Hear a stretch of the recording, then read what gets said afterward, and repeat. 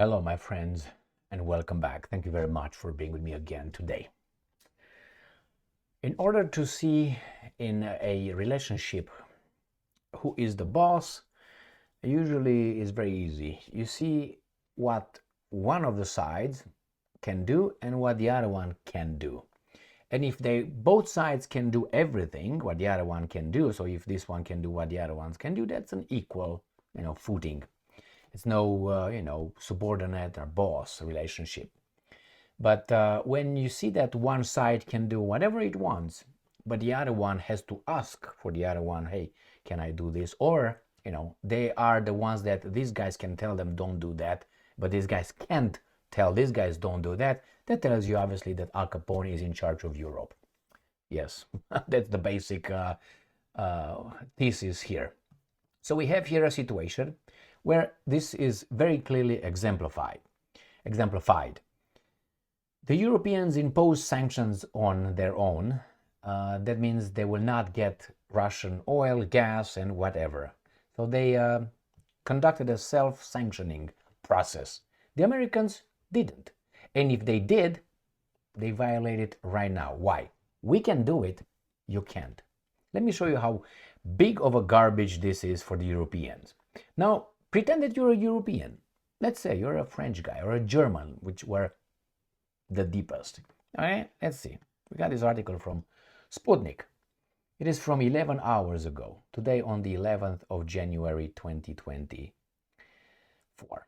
US reopens ports to Russian oil despite sanctions.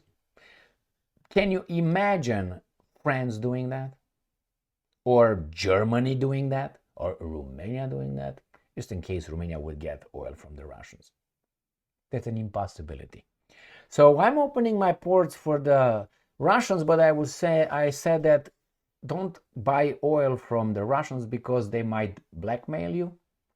It's okay, we're gonna destroy the pipelines, so you're done.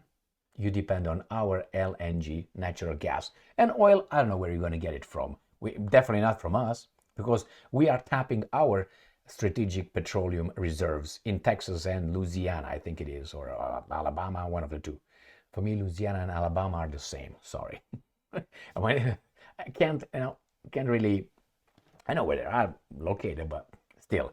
Remember, these guys were sucking dry the petroleum reserves, the strategic petroleum reserves, which have a capacity of 714 million barrels, and right now I think it's like they are at about 400. So from 700 and no, it's more. It's 350, I think, because it was from 714. They dropped to 350 or something.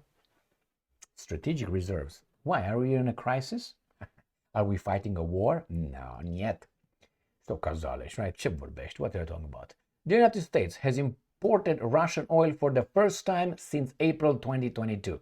The imports, totaling 36,800 barrels in October and 9,900 barrels in November, were conducted for 2.7 million and 749,500 respectively.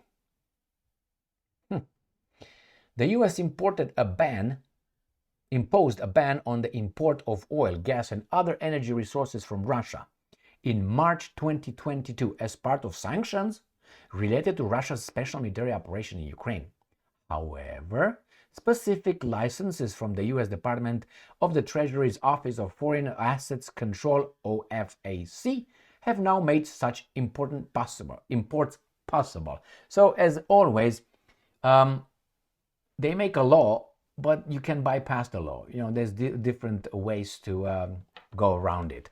According to the data, the U.S. purchased Russian oil for consumption in both October and November. Oh, that's why the gas was cheaper here on our continent. I wonder, who was that asked me, how come the gas is so...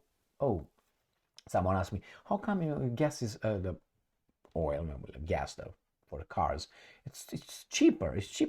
I have no idea what I think it is. I said they subsidize it, so probably they pay the amount, and then after the elections they're gonna pay back. They're gonna have us pay back everything that they paid for us right now. So the government pays the big producers. It's cheaper, man. The economy is rolling. And then after the elections, if the guys are getting in charge, they're going to say, now we're going to go back to the price where it should be. So that difference that they paid, we're going to be jumped on us, plus whatever they paid for us for about a year before the elections. And then who's going to pay?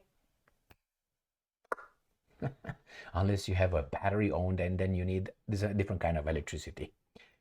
At the same time, 1 barrel of Russian oil cost the US $74 in October. I thought it was like 60, no? The cap. And $76 the following month. This is significantly higher than the price cap set by the country at 60 per barrel. So basically they say that, guys, you can destroy your economies because we say so, but we're not going to do this. We have an election to win, supposedly. US has started importing oil from Russia again. The US imported $3.5 million worth of oil from Russia in the autumn, the first time since the embargo on Russian black gold was introduced in the spring of 2022. And they show you here. March 2022, the US embargo begins to take effect. Last oil delivery in April. And then we got 400, 200, right here. And we got to now 2.7. Okay, well, I think we're doing great. In oh, I wasn't sure I was showing my face. This is the graph I was looking at. So in 2022, right here, they bought a lot. And then they started again here, September, November 2023.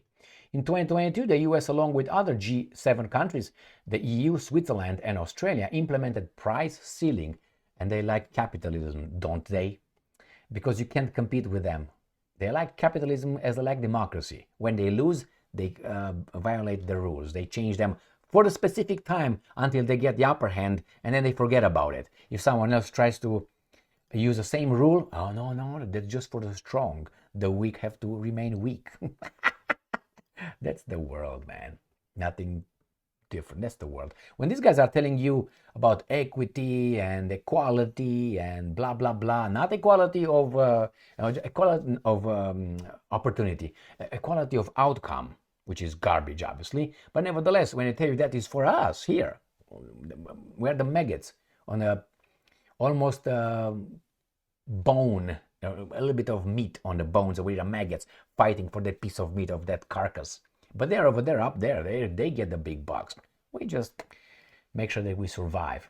Companies from these nations were prohibited from providing transportation, insurance, and financial services for Russian oil sold above the limit of $60 per barrel. The price ceiling for petroleum products vary by type, with diesel capped at $100 per barrel and discounted fuel oil at $45 per barrel. The point is, US reopens ports to Russian oil despite sanctions. A rule for thee, but not for me? Is that what it is? So what do you think? How do you like this rule-based world order that Al Capone tries to impose on everybody else? After 30 years of attacking, about 5 countries, bombarding them with the allies. And the allies are following the sanctions, but Al Capone doesn't. Why? Because he can. Good job. Thank you very much.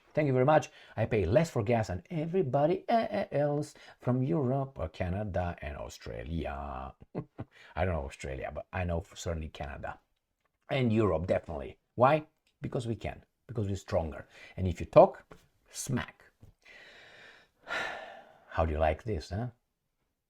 Thank you very much for being with me again today. Stay strong, stay smart, look for the truth, and then be just.